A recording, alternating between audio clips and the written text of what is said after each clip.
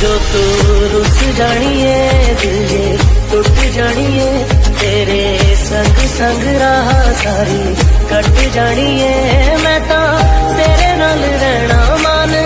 इन्ना मेरा कहना मेरी अखियों से होना कभी दूर ना तेरे बिन नहीं लगता दिल मेरा ढोलना तेरे बिन नहीं लगता दिल मेरा ढोलना।